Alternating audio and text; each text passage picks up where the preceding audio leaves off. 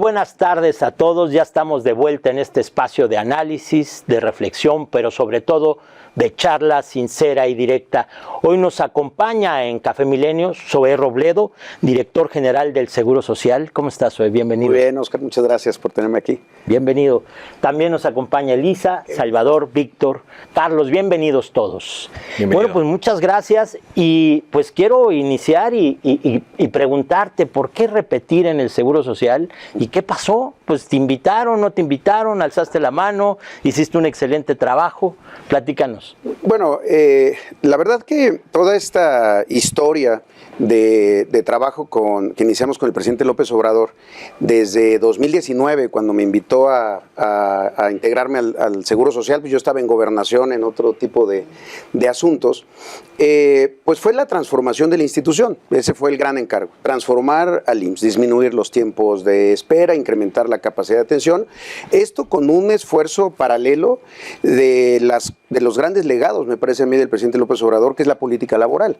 La política laboral no significa solamente el incremento de los salarios mínimos, sino un incremento en la formalidad que impacta directamente a una institución, al Seguro Social. El Seguro Social hoy tiene 9 millones de personas más que atender por los 2.3 millones de mexicanos y mexicanas, trabajadoras y trabajadores que se han incorporado al empleo formal. Un empleo formal que también hay que decirlo, mejoró muchísimo en el salario base de cotización. En medio de esto, pues viene la pandemia y la pandemia pone en una situación, sobre todo al IMSS, la única institución con una cobertura nacional federal, a trabajar en conjunto con los gobiernos de los estados en sus secretarías de salud, con sus hospitales y demás. El IMSS atendió a no derechohabientes. Es algo que quizá no decimos mucho porque no se trata no es un asunto de presunción ni mucho menos, pero si el IMSS no hubiera atendido a las personas sin seguridad social, 65,000 personas no hubieran tenido acceso a una cama de hospital cuando necesitaban por un cuadro grave de COVID. Y ahí es en donde empezamos a trabajar mucho con la doctora Claudia Sheinbaum. Ella encabezaba un comando todos los días en donde estaba el IMSS, el ISSSTE, los institutos nacionales de aquí en la Ciudad de México, desde luego la Secretaría de Salud del gobierno de la ciudad, pero también veíamos toda la zona metropolitana del Valle de México. La ciudad cargó mucho de la atención de personas por COVID que venían de Guanajuato, de Querétaro, de Morelos y del Estado de México, que eso es algo histórico. El Estado de México descansa mucho en el traslado de personas a instalaciones o a hospitales de la ciudad. Entonces, desde allá había una relación de mucho trabajo, de mucho respeto también. Desde luego formo parte de un movimiento, yo soy orgullosamente presidente de un comité de Morena, sin embargo, pues eso durante la campaña lo pusimos en pausa y regresando después de la elección, la doctora Sheinbaum en junio me hizo la invitación de continuar. Y esa invitación, que de hecho en las páginas que compartimos ahí en Milenio, he publicado justo de las razones para continuar. Y las razones son seguir fortaleciendo lo público, seguir fortaleciendo una institución como el IMSS en su necesidad de crecimiento ante el crecimiento de la formalidad y seguir haciendo la construcción de esta nueva institución que es IMSS Bienestar desde el Seguro Social. Son cosas distintas. El IMSS seguirá atendiendo a sus derechohabientes y el IMSS Bienestar a las personas sin seguridad social. Y en esa transferencia, pues ha sido fundamental tener la guía de la institución más grande, también la de más experiencia, 81 años tiene el Seguro Social, y yo creo que también la más noble que tiene el Estado mexicano, que es el Instituto Mexicano del Seguro Social. Zoé, y hay muchas preguntas, obviamente, sobre el Instituto Mexicano del Seguro Social, porque, como bien lo dices, cruza la vida de millones de mexicanas y mexicanos, ¿no? Sí. Todos tenemos, o muchas personas, una anécdota en relación al Seguro Social, buena o mala, en fin, ¿no? Sobre todo, creo que la demanda, no sé si ya esté cubierta, es parte de lo que se piensa con IMSS Bienestar, porque pues no somos, ¿qué? ¿Dinamarca o qué? O sea, no lo somos y necesitamos todo este impulso para el sistema de salud que no, pues no se encuentra en su mejor momento, ¿no? Claro. Y mira, yo creo que este asunto de Dinamarca hay que entenderlo más desde el diseño de una institución, más que desde los resultados de una institución. Dinamarca tiene muchas cosas diferentes a México, una tasa impositiva de las más altas del planeta. Sí, no es comparable. No es comparable, pero ¿qué es Dinamarca? Pero ¿a qué se refiere el presidente y qué es Dinamarca? Primero, es un sistema público. Para nosotros es muy fácil decir, es que los hospitales siempre son públicos, ¿no? No, los sistemas de aseguramiento en países europeos cada vez más y en Estados Unidos son sistemas privados y el gobierno es solamente el pagador de esas atenciones que ocurren en hospitales primordialmente privados. Entonces, Dinamarca es público y lo que queremos es que siga siendo público en México. Había una tendencia hacia la privatización, hacia el decaimiento de la institución pública para optar siempre por lo privado. Entonces, es fortalecer lo público. Segundo tema, en términos de la comparación con Dinamarca, es que sea un sistema de organización centralizada. Dinamarca organiza su sistema en todo el resto del país desde el centro, no desde las entidades federativas, en nuestro caso, que tenían transferencias nada más de recursos. Entonces, uno es público, otro es de planeación más centralizada y lo más importante, preventivo. El sistema de salud danés es fundamentalmente preventivo, pero con una prevención que ocurre en centros de salud, en el caso del IMSS, en unidades de medicina familiar, con un médico especialista que nunca debemos de olvidar, que se llama médico familiar. Así es. Esa es la base de cualquier sistema socializado. ¿Cómo operaban los estados desde Seguro Popular o desde una Secretaría de Salud de los estados? Con médicos generales, médicas generales en el primer nivel de atención. Una persona que terminó la carrera, la licenciatura de medicina, pero que ya no hizo una especialidad. En Dinamarca, la atención de primer nivel es con médicos familiares. ¿Dónde ocurre eso? En el IMSS. En las secretarías de salud de los estados no ocurría eso. Ese es uno de los grandes retos. Entonces, que sea público, preventivo y de un orden más central y no fragmentado como había estado durante tantos años.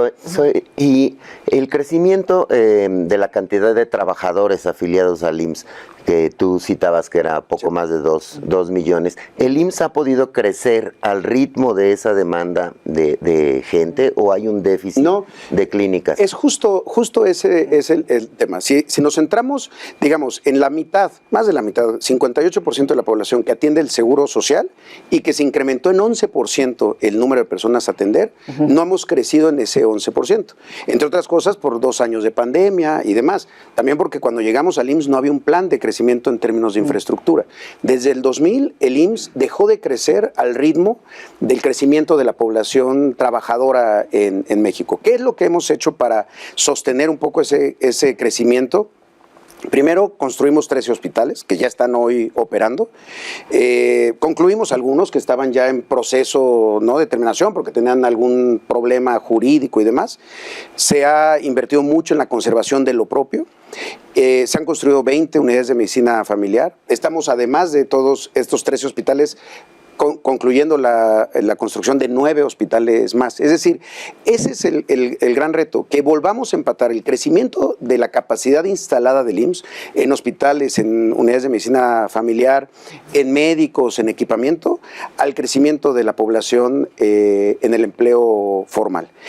Y ahí sí no tiene nada que ver con IMSS Bienestar. Eso es exclusivamente, hoy tiene una carga mayor el IMSS de la que tenía en 2019, porque hay más personas trabajadoras que se integraron a la formalidad. A la hora de revisar los grandes proyectos de infraestructura en el sureste, por ejemplo, vemos que Tabasco es uno de los estados de los gobiernos subnacionales que nunca perdió empleo ni siquiera durante COVID. Es algo muy extraño, todo el mundo perdió empleo durante COVID, algunos países se han recuperado más rápido, otros más lentos, nosotros nos recuperamos de una manera muy, muy rápida, incluso más rápido de lo que se perdió en H1N1 o en la crisis de 2008, o incluso en el error de diciembre del 94, que también tuvo un impacto en el empleo. La recuperación a lo que se tenía antes fue mucho más lenta. Ahora ya se recuperó ese empleo. Entonces sí, el reto del IMSS es seguir creciendo. Pero más que crecer, ¿qué se le podría decir al derechohabiente? Que al ser el IMSS un ente público, evidentemente está sujeto a muchos juicios calificativos, que se encontró en este sexenio con falta de medicinas, con largas filas para la atención, Sí. con que no encontraba lo que buscaban y muchos se fueron a la medicina privada, a los consultorios de farmacias, farmacias, sí. etcétera.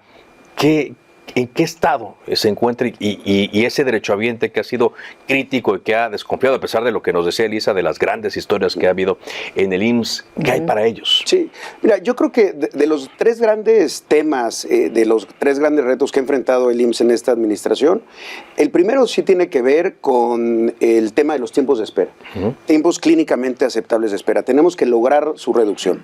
Hay algunos datos buenos ya, la Unifila, por ejemplo, que es el paciente espontáneo que llega a la unidad de medicina familiar. En 2018 esperaba 180 minutos para ser atendidos, hoy espera 80 minutos para ser atendidos. Sigue siendo un tiempo alto, pero también en la medicina privada hay tiempos de espera, también en los consultorios adyacentes a farmacia o en los consultorios de cualquier torre hospitalaria privada. Se tienen que ir reduciendo. Reducir los tiempos de espera entre un diagnóstico que requiere cirugía y la realización de esa cirugía. ¿Qué hicimos para eso? Remodelar 803 quirófanos que tenían problemas que generaban muchas veces cancelaciones de esas cirugías. En el tema del abasto, sí hubo, sobre todo en 2021, una situación de disminución de las recetas surtidas en farmacia. Hoy el IMSS tiene 97.4% de receta surtida completa. El resto son recetas rechazadas. ¿Cuál es la situación? Que todos los días hay se emiten 550,000 recetas todos los días. Con que falle el 1%, pues estamos hablando de 5,000 recetas. Y esas 5,000 recetas siguen siendo muchas. Por eso la insistencia del presidente de encontrar mecanismos que permitan llegar al 100%, que no es fácil. 550,000 diarias. Al año, 261 millones de recetas. Es más, 2023 ha sido el año que más recetas ha surtido completas el Seguro Social. Nuestro tema es siempre que ese 2%, ese 1%, siguen siendo miles y tenemos que resolverlas. Hay mecanismos pilotos que hemos hecho, por ejemplo en Jalisco, donde la receta que no se surte, le piden al derechohabiente que espere en la unidad para que se la traigan de otra unidad en una motocicleta o incluso hasta su casa, y se tienen que seguir piloteando, que es parte también de lo que vivimos durante COVID, que se pudo implementar en la emergencia, donde llevábamos medicamentos cuando una persona está controlada de diabetes, por ejemplo, no le pedimos que vaya a todas las consultas, sino que puede ir a una y las siguientes 2 meses solamente va por la receta, pues se la llevamos a domicilio, que es mucho de lo que quiere hacer ahora también la presidenta electa. Mucha cercanía hasta las casas, con visitas o con incluso el tema de medicamentos. El asunto de tiempos de espera sí se tiene que seguir haciendo. Una parte es con más capacidad, pero otra parte es equipos y personal. Hemos contratado a 58,000 personas adicionales, plazas nuevas, solo en la rama médica. Otro asunto que es un gran pendiente para nosotros es el trato. Que el trato sea bueno, amable, humano, tal cual. Siempre. Y muchas veces a los trabajadores tienen que ver con temas de sobrecarga de trabajo, es decir, se tiene que ir al fondo de las razones de por qué puede ser tan tensa la relación entre el derechohabiente y el personal del seguro social. El número 1 de nuestras quejas es trato, no es desabasto ni tiempo de espera. Y lo hemos trabajado también mucho con el sindicato para encontrar las causas. Un gran dato para nosotros: el personal de enfermería dejó de ser el número 1 en quejas por maltrato. Enfermería, que para mí es una de las grandes categorías que tiene la nación, y más la enfermera IMSS, porque en fin, pero directo. Es el trato directo. Y que se tiene que revisar también cuáles son las causas y cómo poder ofrecer justo una mejora, una transformación. Bueno, hasta parodias hay del trato. Sí, claro. Del doctor rudo, ¿no? O el doctor de la enfermera agresivo. o de la recepcionista. Ahora, tú te encontraste con una situación muy crítica en lo que se refiere al colapso del INSABI, el INSABI que no funcionó. Que eso es un tema ya claro y aceptado por el propio presidente. Te toca a ti asumir la carga para integrarlo al modelo de IMSS Bienestar. ¿De dónde estás abrevando para construir este modelo que finalmente es un modelo que se está construyendo pues, prácticamente de cero? Sí. y en donde lo que funcionó con el Seguro Popular quizás está ahí todavía, no sé si lo estén tomando, no sé si algo haya funcionado del INSABI. ¿De dónde estás construyendo este modelo del IMSS Bienestar? Bien, primero hay una experiencia de más de 45 años del IMSS atendiendo a no derechohabientes. ¿En qué? Desde 1973. ¿Cuándo el IMSS atiende a alguien que no debe de atender porque no es su población objetivo? En vacunación, en emergencias y desastres, en pandemias, ¿no? Como lo acabamos de comentar. Pero desde 1973 la ley permitía que en los lugares rurales de alta marginación el IMSS tuviera hospitales. Así nació el Coplamar después en 1979.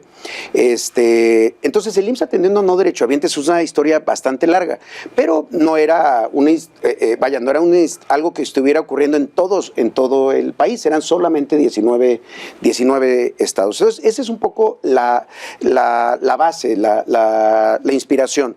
El IMSS ha atendido a no derechohabientes, pero el IMSS Bienestar, lo que planteamos nosotros fue crear una nueva institución, de cero. Es decir, no una institución como el Seguro Popular, que le daba dinero a los gobiernos de los estados. El Seguro Popular no operaba hospitales, no era un prestador de servicios de atención médica. Alguien decía, yo me atiendo en el Seguro Popular. No, el Seguro Popular financiaba al gobierno estatal. Es tanto como decir, yo me atiendo en la Subsecretaría de Egresos de la Secretaría de Hacienda porque ellos son los que le pagan a las personas. El IMSS Bienestar pretende ser una institución de atención médica que tiene personal, hospitales, centros de salud, guías, protocolos, etcétera, similares a los del IMSS, es decir, que se vayan empatando, porque de las grandes desigualdades de nuestro país estaba justamente en que una persona con seguridad social y una persona sin seguridad social eran atendidas de diferente manera, con la misma enfermedad. La persona que las atendía tenía diferentes salarios. Incluso los medicamentos que les proveían podían ser distintos. O la cobertura. El IMSS atiende todos los padecimientos reconocidos en México, salvo la entrega de lentes, ortodoncia y cirugías estéticas. Fuera de eso tiene que atender todo lo demás. La cobertura de cada estado era diferente, porque ni siquiera Seguro Popular tuvo una cobertura uniforme en todos los estados. Había estados con más intervenciones, otros con menos. Curiosamente, en la historia de Seguro Popular financió más a estados ricos que a estados pobres. Financió más a Nuevo León y a Guanajuato que a Chiapas y a Oaxaca. Entonces, la primera intención es construir una institución nueva de prestación de servicios, es decir, que opera sus hospitales, que tiene su nómina y su plantilla y que nace de la transferencia de lo que ya tenían las secretarías de salud de los gobiernos de los estados, de aquellos estados que voluntariamente han querido incorporarse. Hay que construir nuevas clínicas, es decir... Va a haber nuevas clínicas, nueva plantilla de doctores. No, porque ya tenían un número importante de hospitales que operaban las secretarías de salud de los estados, casi 1,000 en todo el país. Hoy, para darse una idea, el IMSS tiene 270 hospitales, el Seguro Social, para su régimen ordinario. El IMSS Bienestar tiene 635 hospitales. ¿De dónde vienen ellos? De los que operaban las secretarías de salud. ¿Cuál era el problema de esos hospitales? Muchos de ellos no tenían plantilla. Nos encontramos 282 hospitales que los atendían en promedio 4 médicos especialistas. 4. Eso no puede llamarse un hospital. La otra, no tenían los mismos salarios. Todos los trabajadores, una Secretaría de Salud del Estado A y del Estado Z no tenían los mismos salarios. Se tienen que construir más. Estamos terminando ahorita 33 hospitales de los que habían quedado abandonados y se tendrá que ir pensando un crecimiento. Pero lo más importante es, de esa infraestructura, echarla a andar. Pero entonces los estados les ceden la administración de esos hospitales. Nos ceden la propiedad. Bienestar. ¿Y la Secretaría de Salud también te ceden esto? O sea, sí. También todos estos recursos de los cuales dependían a la Secretaría de Salud ahora van a ser del IMSS Bienestar. De la Secretaría de Salud Federal, solamente 7 hospitales regionales de alta especialidad. Porque también cuando el presidente dice la Secretaría de Salud se quedó como un cascarón, es que desde el 82, que dejó de ser Secretaría de Salubridad y Asistencia, porque hay que dividir dos cosas. Sí. La salud pública es una, es la epidemiología, su paciente es la población en su conjunto, es de largo plazo. La atención médica es el consultorio, el quirófano, la farmacia, Día a día. el laboratorio, la imagen, ¿no? Entonces, la Secretaría de Salud, en realidad, los hospitales que operaba eran básicamente los grandes institutos nacionales que están aquí en la Ciudad de México. No hay un solo instituto nacional Fuera. y 7 hospitales regionales de esta especialidad. Esos son los que nos pasó al IMSS Bienestar. Ok. El resto ¿7? son de 7. Los 7. 7 hospitales regionales de alta especialidad, son 2 que están en Chiapas, otro en Oaxaca, otro en Yucatán, otro en Ciudad Victoria, otro en Guanajuato. Ahora, ¿cómo va a funcionar IMSS Bienestar para los televidentes? A ver, yo no tengo seguro, Exacto. voy y me atienden igual que en el Seguro Social, de la misma manera. Exacto. ¿Cómo va a Tú funcionar? eres una persona que no tiene seguridad social, ¿no? En ese momento tú tienes el derecho a la atención médica en el IMSS Bienestar. En el primer nivel, en el centro de salud, que eso es lo que estamos intentando hacer, incluso con la credencialización, que la gente regrese a su centro de salud, que los adultos mayores, después de los 60 años, vayan 2 veces al año a una consulta de primer nivel, solamente para su chequeo, y no esperar el momento de los síntomas de la enfermedad, que un menor con probabilidades de que tenga diabetes por la herencia familiar, pues se le empiece a atender desde antes y no esperar a que sea diabético para que empecemos a medicalizarlo. Entonces, el IMSS Bienestar es en centros de salud de IMSS Bienestar, en hospitales de IMSS Bienestar. Y eso es para todas las personas que no tengan seguridad social.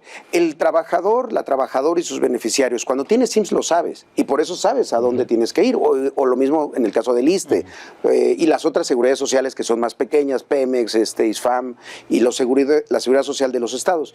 Pero la mayoría es personas sin seguridad social y o las que atiende el IMSS. Ahora, hay una cosa bien importante. La mayoría de las personas a lo largo de su vida van a tener una suerte de navegación entre sistemas, porque todos vamos a tener etapas en donde dejamos de tener empleo y entonces tienes un periodo en donde no tienes seguridad social. Después de que pierdes el empleo tienes 18 semanas de vigencia de derechos y después puedes seguir buscando trabajo y no encontrarlo durante algún tiempo. Ese es el momento en el que el IMSS Bienestar también atiende a las personas. Y cuando regresen a la seguridad social, pues entonces vuelven al IMSS. ¿Cuál es la ventaja? Solamente 2 instituciones ponerse de acuerdo en una integración para que esa navegación no sea tan difícil, para que una persona no diga, híjole, ahora ¿dónde voy a poder ir a atenderme en la hemodiálisis? Porque en la hemodiálisis en este estado no existía en Seguro Popular, pues tengas esa continuidad asistencial. O sea, que la persona, el Estado mexicano le ofrezca mantener su atención médica independientemente de su situación laboral. Es el primer paso hacia la universalidad, que no es de lo que estamos hablando todavía. ¿No? Sí. Eventualmente eso tendrá que pasar. Pero bajo la rectoría de Zoe Robledo, ¿cuál es la misión, el concepto del IMSS Bienestar? Que cada hospital de IMSS Bienestar tenga las mismas intervenciones, los mismos protocolos, las mismas guías de práctica médica, los mismos medicamentos, incluso los mismos sistemas informativos que tiene el Seguro Social. Uno de los grandes retos, que en el primer nivel de atención lo empecemos a poblar de este médico especialista, médica familiar, que puede atender el 80% de los padecimientos y que cada vez más sea más similar ese nivel y calidad de atención. Los grandes retos van a estar en la oportunidad, es decir, qué tan rápido logras atender un padecimiento, no solo en urgencias, ¿no? Sobre todo un diagnóstico de cirugía, por ejemplo cáncer, que requiere iniciar rápido el tratamiento. Y desde luego la calidad de la... Pero todo eso cuesta, atención. Zoe. ¿De dónde claro. va a salir todo el dinero que se requiere para llegar a esta meta? Bueno, siempre ha costado. El asunto es la diferencia entre dispersar y hacer 32 ejercicios presupuestales diferentes, sin una rectoría central, lo que permitía que había veces que un gobierno estatal decía, voy a poner un acelerador lineal en el pueblo en el que nació el gobernador porque le va a dar mucho gusto, aunque no fuera el lugar donde se necesitaba. Y no estoy hablando de memoria, eso pasó. Entonces, es administrando mejor esos recursos de manera, con una planeación más centralizada de una sola institución. Que esa institución hoy representa en el país 23 estados. ¿cuál será lo ideal? Que esas 23 estados crezcan en algún Justo momento hasta eso, porque 32. estás hablando de estandarización, básicamente, de poder crear esta homologación, pero tienes estos huecos, Jalisco, Nuevo León, Aguascalientes, Guanajuato, Sí, Durango, que se están Yucatán ya resistiendo no. todavía. ¿Cómo van las conversaciones con los gobiernos de estos estados, sobre todo ahora que ya pasó la elección, para ver si se integran ya al modelo o se siguen resistiendo? No, hay una conversación abierta. Por ejemplo, Yucatán ya es muy plena, porque al final de cuentas, pues con el cambio de gobierno, con el Huacho, pues hemos avanzado y está muy interesado. Además de que en Yucatán ya había una parte de operación federal por el antiguo Coplamar y también por el Hospital Orán, por ejemplo, el más grande que está construyendo el gobierno de 300 camas, que ya era IMSS Bienestar. Ahí vamos bien. Y en el resto de los estados, yo creo que hay dos cosas. Primero, pocos estados pueden soportar la basificación, lo que implica basificar personas. Porque otra de las herencias del Seguro Popular fue que casi 80,000 trabajadoras y trabajadores estaban sin fuente de financiamiento. Es decir, no existían para la Secretaría de Hacienda porque se les pagaba con contratos eventuales, precarios, de 3 meses, con inseguridad laboral, sin prestaciones, muchas veces sin seguridad social. Hoy hay casi 50,000 trabajadores ya basificados en IMSS Bienestar. Son trabajadores que ya estaban, pero no estaban basificados. Entonces, un gobierno estatal con finanzas precarias, o no precarias, con finanzas insuficientes, difícilmente puede soportar una basificación que le va a costar 2,000 millones de pesos al año. Son de las inversiones que se han hecho ahora. La otra, se les van a seguir transfiriendo a los estados que no se federalicen los recursos de las participaciones federales, pero también tendrán que soportar su crecimiento, porque lo que no tendría lógica es que sigamos el modelo de Seguro Popular solo de financiamiento. Entonces, hay buenas conversaciones en Durango, en Coahuila, incluso en Aguascalientes. Ahora, también Nuevo León, por ejemplo, la Secretaría de Salud de Nuevo León atiende una proporción muy pequeña, porque la carga más importante la tiene el Seguro Social por la formalidad que hay en ese estado, pero también tiene ISSSTE-León, que atiende a las personas trabajadoras del gobierno del estado, el ISSSTE mismo, esfuerzos privados que en Nuevo León existen de manera importante y no le cuestan al gobierno estatal. A ver, para entender, los gobiernos estatales entonces le van a tener que poner, además del gobierno federal. No, un gobierno estatal lo que cede a la hora de ceder su operación es la parte de las participaciones que se utilizaba para la operación de esos inmuebles. Que ya estaba etiquetado. Que ya estaba etiquetado de cual manera y se les quedan los recursos para la salud pública. ¿Y qué pasó con las farmacéuticas? Al principio del sexenio hubo un conflicto muy visible con ellas, se les quitaron contratos a algunos, se le atribuye que a lo mejor el abastecimiento de medicinas se ha llegado a decir que es porque se negaban algunas farmacéuticas a poner medicamentos disponibles. ¿Qué pasó? ¿Cómo quedó la relación con las farmacéuticas? La verdad que el problema, honestamente, nunca fue con las farmacéuticas, fue más bien con los distribuidores de medicamentos. Es decir, en nuestro país pasaba una cosa muy extraña.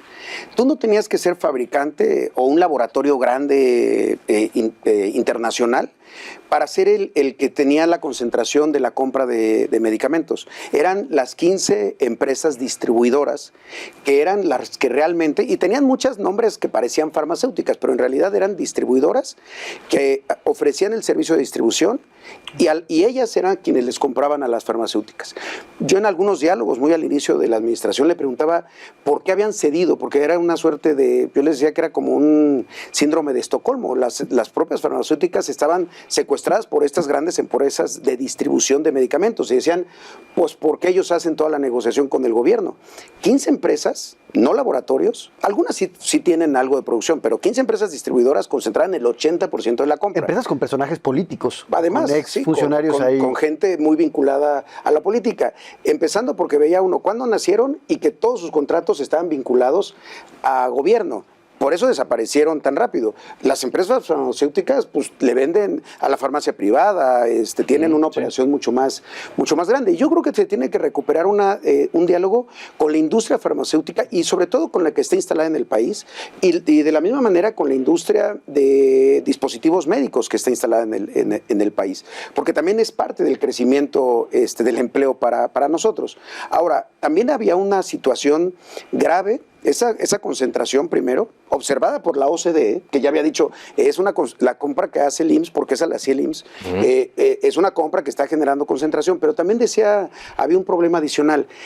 Era una compra que no homologaba los tratamientos. Es decir, cada quien, era como si aquí cada quien dijera, oiga, vamos a pedir de comer, pero cada quien pide de restaurantes diferentes, platillos diferentes. No había una lógica de decir, vamos a pedir todos lo mismo porque es lo mejor y porque además vamos a generar economías. Cada estado, cada institución generaba diferentes demandas, que es la ventaja de Bienestar, que ahora se tiene una sola demanda de medicamentos calculada en función de no del histórico, sino del consumo promedio que tiene una unidad. Entonces, en realidad, no hay una ni una confrontación ni un pleito con la industria de laboratorios, digamos, que producen. Sí había con quienes tenían capturada esa compra desde la distribución. Pero eso más bien en los estados. O a nivel federal también. A nivel federal, porque el IMSS incluso en sus consolidaciones llegó a tener cerca de 22 estados que se sumaban a esa compra. Y tú ya te acercaste con estas farmacéuticas de manera directa y ya estás la verdad que siempre hemos tenido un diálogo. Al final de cuentas le siguen dando, ahora en las últimas compras que hizo la Secretaría de Salud, por ejemplo, muchos proveedores, pues, que son los laboratorios, tienen una comunicación con nosotros, porque aunque la compra la haga otra institución, es decir, el consolidador sea alguien más, el IMSS es quien firma los contratos y tenemos un diálogo diario, porque se le tiene que mandar órdenes de reposición para que digas, oye, en este hospital tengo inventarios de 3 meses, voy a necesitar dentro de 3 meses estos medicamentos. Pero sí, yo creo que hay un diálogo y que se tiene que seguir abriendo para mejorar estas condiciones bajo nuevas reglas también. Pero sí tomaron decisiones apresuradas, ¿no? A la hora de buscar estas soluciones, cuando se corta, lo que decía Salvador, entre otras cosas, ¿no? Comprar muy rápido y muy caro medicamentos fuera del país, beneficiando a empresas extranjeras más que a las mexicanas. Esa idea de la megafarmacia también, que hasta una farmacia en la esquina de la colonia surte más recetas que la megafarmacia. O sea, sí hubo ahí como que la curva de aprendizaje costó. Bueno, a ver, hubo un primer esfuerzo que hizo la Oficialía Mayor, cuando incluso la oficial mayor era Raquel Buenrostro, que a mí me parece que es una de las grandes guías hacia el futuro. Porque ¿qué hicieron?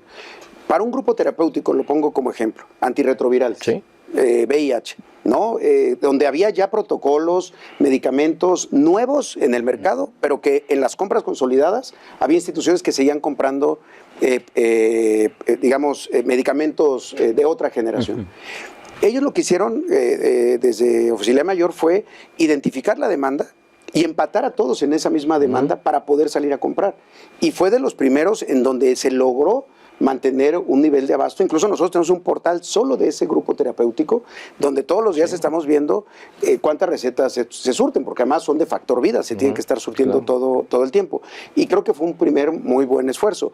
Creo que con UNOPS la agencia no fue lo suficientemente transparente a la hora de decirnos, voy a poder tener problemas en esto y el otro. Y también el presidente en un momento tomó la decisión de decir, lo que compró UNOPS, que fue la mitad de lo que le habíamos encargado, que lo vuelva a comprar todo el sector. Y hubo ya otros procedimientos en donde hubo un aprendizaje mucho mejor. Sí creo que en muchos temas, por ejemplo, y uno de ellos es el abasto, la pandemia sí impactó también a todo el planeta en líneas de distribución. Hubo un día que llegamos con la noticia de que había habido un tifón en el sudeste asiático, y eso qué. Es que de ahí viene la API, la sustancia activa de este medicamento, y van a bajar la provisión de los laboratorios para estos medicamentos, además eran patentes. Entonces, pero sí, creo que hubo aprendizajes buenos, malos, pero hoy se tiene una condición. Pero costó dinero y costó también, en algunos casos, retroceso en la salud. No sé si hasta vidas, como lo denunciaron los grupos que anduvieron protestando de los medicamentos. Yo te diría, de cáncer, desde luego que hubo problemas. En cáncer, que fue, de lo más notorio, nosotros desde hace 3 años tenemos un diálogo todos los miércoles con las mamás y papás de niños con cáncer que se atienden en el IMSS. También IMSS Bienestar lo ha empezado a hacer para identificar diferentes temas. Hoy ya los temas son mucho más de temas de atención que de asuntos de se ha reducido, ¿no?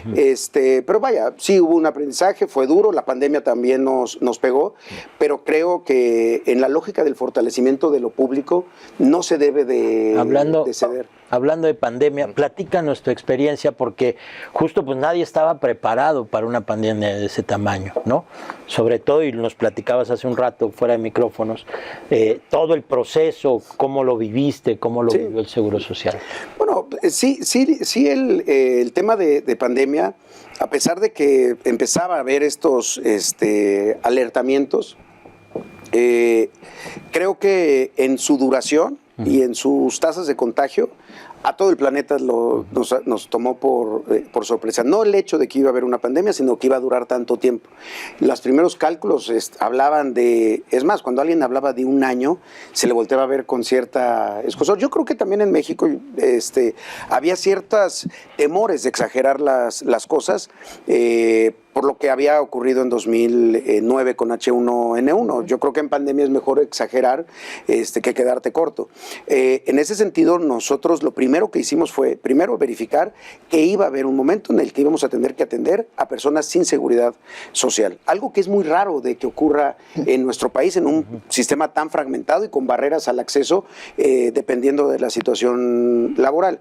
La otra fue identificar que iba a tener un crecimiento, la necesidad de camas, gigantesco. Solo para darnos una idea, el IMSS tiene 37,000 camas. En algún momento, 20,000 de esas 37,000 camas estaban destinadas solamente para COVID. Y luego la otra era en un diálogo permanente con los gobiernos estatales para saber cómo iban a hacer ellos su reconversión hospitalaria. Yo creo que es de las cosas que más orgullo puede tener el personal del IMSS, porque se hizo esta apertura, no hubo rechazos de atención médica a ninguna persona.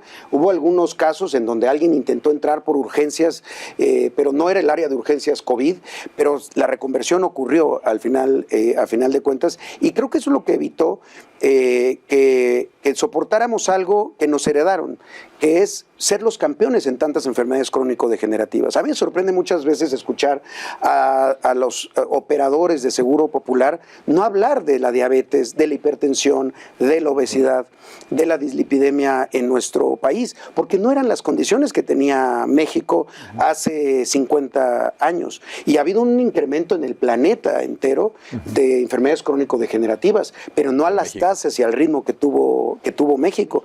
No hablan del desmantelamiento del primer nivel de atención como producto del Seguro Popular, porque para un estado era más conveniente tener más hospitales y atender a más gente en hospitales porque le iban a dar más dinero. Entonces, sí creo que esa carga sabíamos que iba a venir, porque no era, afortunadamente, entre menores de edad, pacientes pediátricos o recién nacidos.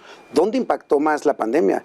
El 70% de los casos fatales de COVID estaban asociados a una comorbilidad: edad, diabetes, peso, ¿no?, obesidad, otras enfermedades.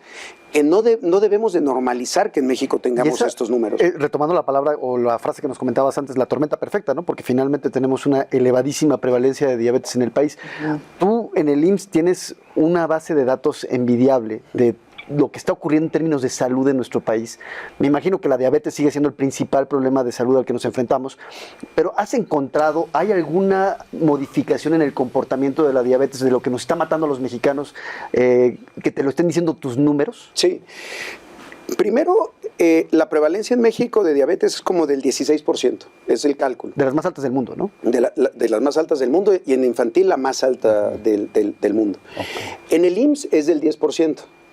Es decir, la primera demostración es un paciente que identifica su diagnóstico de diabetes puede tener una atención, primero, no necesariamente medicalizada, no todo lo resuelven los medicamentos cuando se detecta a tiempo. Puede haber un tema de alimentación, hábitos.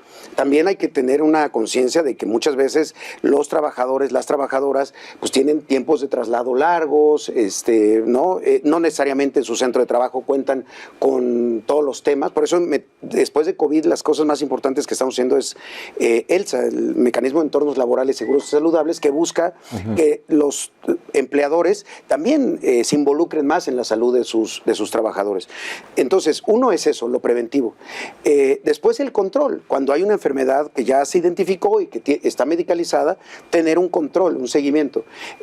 Por ejemplo, en el IMSS somos la única institución que estamos utilizando la prueba de hemoglobina glucosilada, que a diferencia de la muestra de glucosa normal, te permite tener un conocimiento de 3 meses de cómo ha estado la evolución de la glucosa.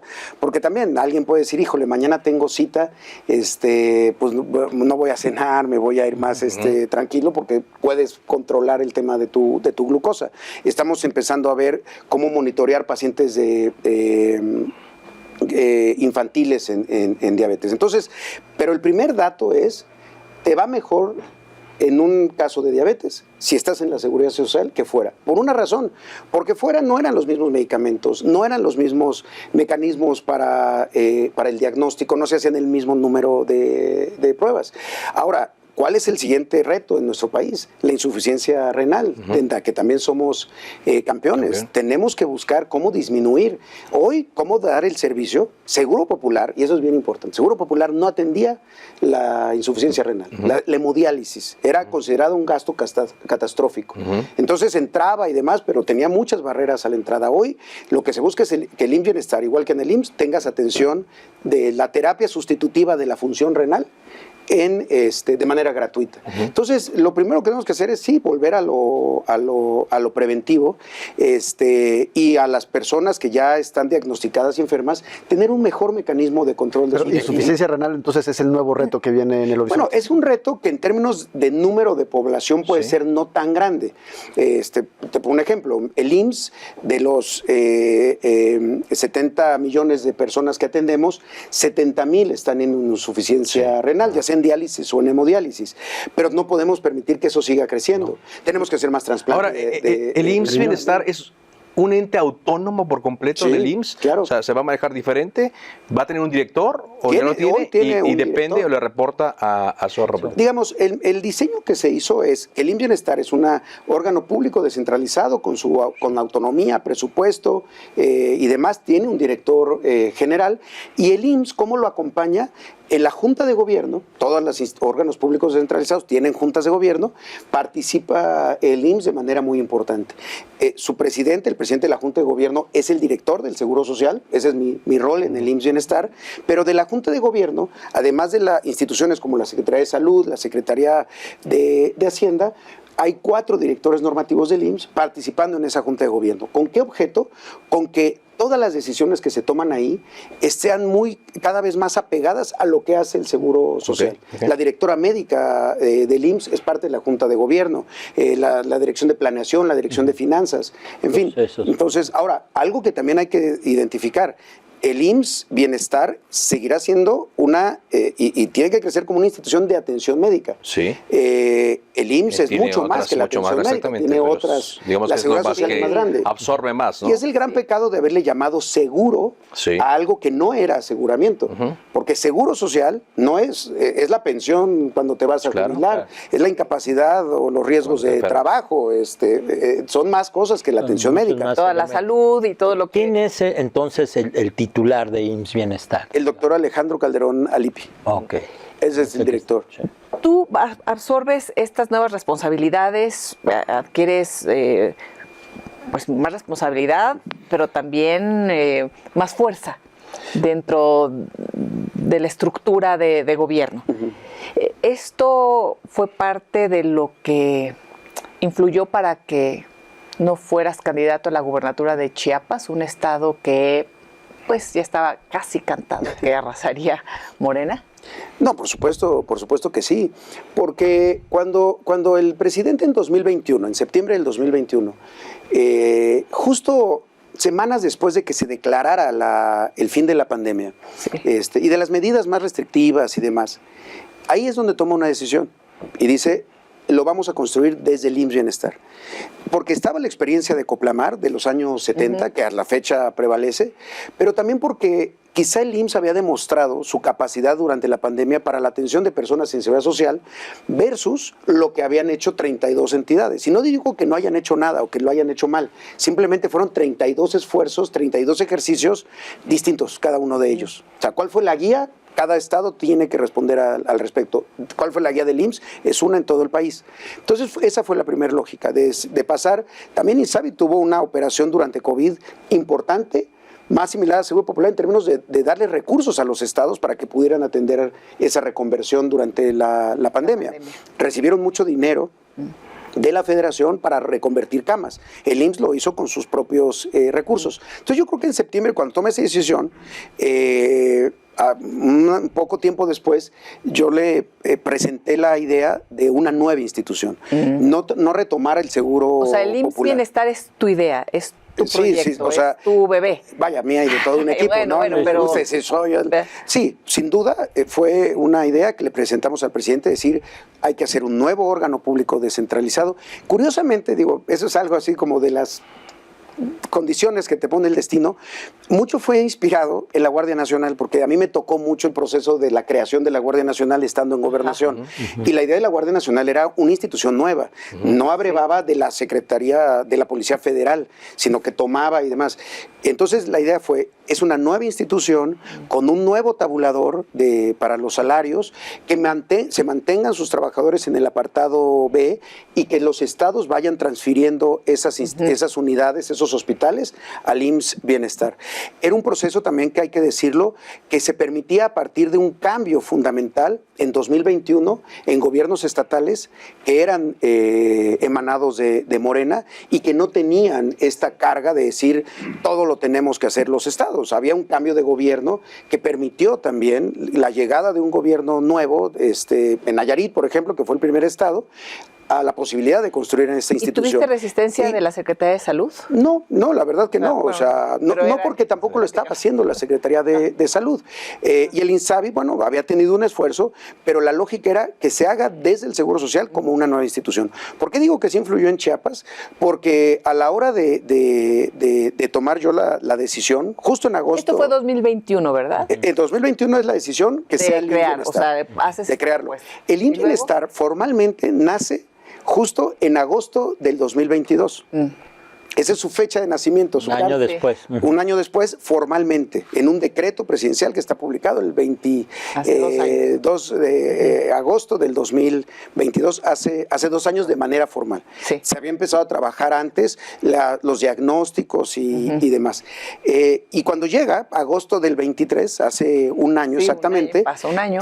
yo busqué al presidente, hablé con él y le dije, hay un planteamiento, se tienen que hacer reformas a una de las leyes que menos le gusta a nadie tocar, bueno, a algunos sí nos gusta, que es la ley de coordinación fiscal. Ajá. Es decir, Sí, si el IMSS Bienestar es una fiscalía. institución nueva, lo que antes se les daba a los estados, que es mucho de esos recursos, Ahora va a ir para ahí. ahora va a ir Acá. directamente al IMSS Bienestar, sin que sea obligado. Simplemente cuando un estado dice y firma transferir. Renuncio a- Se transfiere. Cuando el presidente me planteó que sí, que ese era el planteamiento, que el IMSS Bienestar tendría sus propios trabajadores, hoy el IMSS Bienestar paga a sus propios trabajadores, pues era la oportunidad de una construcción de una nueva institución. Y cuando me vi ante ese panorama, fue que tomé la decisión de decirle, no voy a participar en el proceso Pero tú interno de Chiapas. sí, tú la tomaste, también era Siempre, tu mira, sueño, Zoé, Sí, pero mi estado de ahí va a seguir toda la y vida. mi tierra siempre lo va a Eres hacer. muy joven, ¿no? Sí, pues en ese momento tenía 45 años. No, todavía imaginabas? tengo 45 años. todavía. ¿Te imaginabas convirtiéndote en un especialista en salud? Porque tú eres No. eminentemente un político, es decir, Desde esa es tu luego, formación. sí. Y ahora eres un especialista en salud, estás administrando la creación de una nueva institución. Eres el Y ahí está tu carrera, como funcionario, dices. ¿no? de salud más poderoso. Sí, pero yo lo que creo es que cuando hay un diseño Con presupuesto. de una nueva institución, a ver, ¿y qué influyó en mi decisión? Y eso quizás nunca lo he comentado. Primero, yo Yo estudié ciencia política y la ciencia política está basada en la construcción y el mejoramiento de las instituciones. Entonces es como ser cosmonauta y tener el lanzamiento de un cohete y de repente decir, híjole, ¿qué crees? Fíjate, tener otro compromiso, pero ojalá que les vaya muy bien. O sea, estoy viendo nacer una institución. Y algo que también influyó mucho en esta decisión es que en el año pasado, en 2023, el IMSS cumplió 80 años.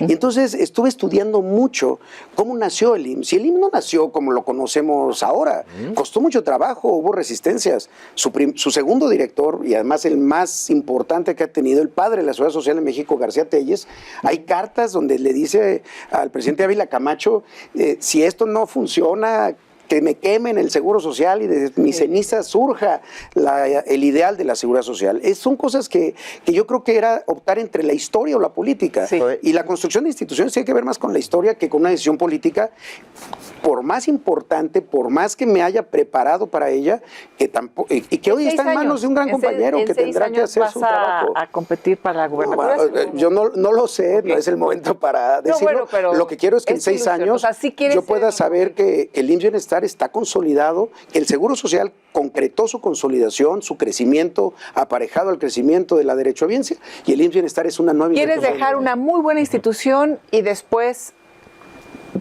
Ver. cumplir tu sueño pendiente? El tiempo lo dirá.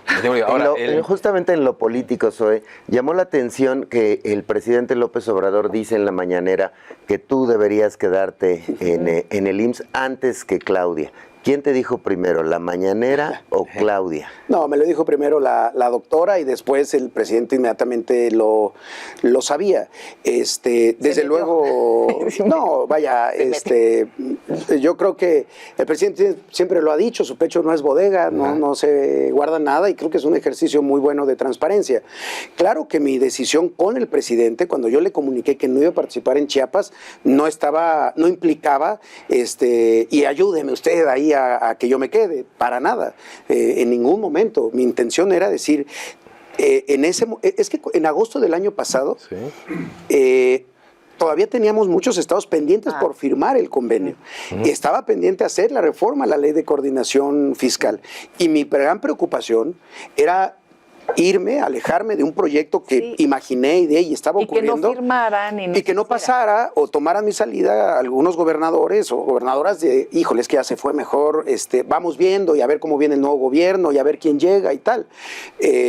No. Y además también lo quise hacer en el momento en el que yo estaba seguro de estar arriba en las encuestas, porque tampoco no era una salida a partir de un cálculo político de me va a alcanzar o no. Además porque también lo digo con toda claridad, porque sabía que estaba muy seguro la posibilidad de que un compañero o compañera del movimiento ganara en Chiapas. No había una posibilidad de que la oposición fuera quien llegara a gobernar, entre otras cosas, porque el IMSS Bienestar, en el estado donde tiene más operación, es en Chiapas, porque es el estado con menos formalidad. 70% de la población de Chiapas no tiene seguridad social. Entonces, pues fueron muchas cosas, sin duda difíciles, pero también creo que en la política uno tiene que estar preparado, así como yo nunca me esperé, ni me formé, ni deseé en su momento ser director del Seguro Social, y fue a producto de una renuncia y el presidente de decirme, quiero nombrarte y te voy a nombrar mañana porque quiero demostrar que tengo cuadros que pueden entender esta situación, como tampoco esperé que te iba a tener que enfrentar una pandemia. Pero la pandemia, con todos sus riesgos, con todo su drama, su dolor, me recompensó pudiendo crear una institución que lo que ofrezca sea esperanza, que una institución que dure 80 años como el Seguro. Perdón, no es imposición, o sea, abandonando la pregunta que es. No, en ningún momento. ¿En qué momento te invita Claudia y cómo te lo dice? Con esa pregunta nos vamos. Nos quedamos con... Fue en junio, pues vaya, el mes pasado, el mes de junio, por no sé cuándo va a O ser. sea, después de las elecciones. Sí, fue después de las elecciones que me invitó a comer. Habíamos tenido una gira en Coahuila, ya con ella electa, con el presidente que yo había acompañado. Cuando me vio me dijo, oye, hay que vernos pronto. Me invitó a comer y me dijo, oye, quiero invitarte a continuar en el Seguro Social para la consolidación de IMSS Bienestar. Porque también yo creo que ella está viendo que esta construcción de una nueva institución tiene que surgir de otra institución que tiene sus insuficiencias, que tiene que mejorar, pero que existe y que nadie, yo nunca he escuchado a alguien que diga preferiría no tener Seguro Social a tener IMSS, con todos nuestros problemas que tenemos que seguir mejorando. Pero sí creo que esa concepción, porque hay un dato muy importante. La doctora Claudia Sheinbaum, en junio del 2023, en el último día en el que fue jefa de gobierno, uno de los eventos a los que acudió fue la firma del paso de la ciudad a IMSS Bienestar, allá en Centro Médico Nacional Siglo XXI. Entonces, conocía, y eso es una gran tranquilidad, que ella es una gran promotora, como científica que es, como alguien que cree en las instituciones públicas, del fortalecimiento de lo público versus esta opción que siempre existe, porque esa es la tendencia mundial, a ir hacia lo privado. Muy bien, pues muchísimas gracias. Gracias. Muchas gracias a todos. Gracias. Nos vemos en el próximo Café Milenio.